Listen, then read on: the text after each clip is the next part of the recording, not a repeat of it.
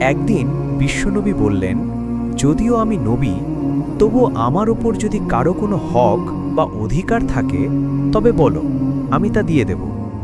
উপস্থিত সাহাবীদের মধ্যে কেউ কিছু না বললেও একজন সাহাবী দাঁড়িয়ে বললেন, হে নবী, যুদ্ধের ময়দানে চাবুক বা লাঠি চালানোর সময় এক কাফেরকে মারতে গিয়ে আপনার লাঠির বাড়ি আমার পিঠের উপর পড়েছিল। আমি আজ আপনার পিঠে লাঠির বাড়ি মেরে তার শোধ নিতে চাই। বিশ্বনবী বিন্দুমাত্র দ্বিধা না করে বললেন, এসো, তুমি এসে আমার পিঠে লাঠি বা চাবুক দিয়ে বাড়ি মারো।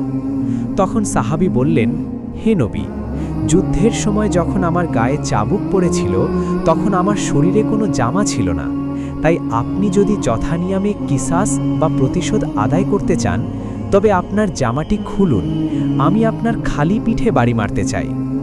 এই কথা শুনে হযরত ওমর রাজিয়াল্লাহু অত্যন্ত রাগান্বিত হয়ে সাহাবীকে শাসাতে চাইলেন, কিন্তু বিশ্বনবী বললেন, হে ওমর, থামো, ওকে মারতে দাও।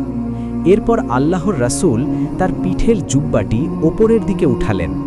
ঠিক সেই মুহূর্তে সাহাবী চাবুক না মেরে পেছন দিক থেকে বিশ্বনবীকে জড়িয়ে ধরলেন এবং নবীজির পিঠে থাকা মহরে নবুয়াতে অর্থাৎ নবুয়াতের শিলমোহরে চুমু খেয়ে ফেললেন। সাহাবী কান্না বিজড়িত কণ্ঠে বললেন, হে নবী, এই নাটক করার জন্য আপনি আমায় মাফ করে দেবেন।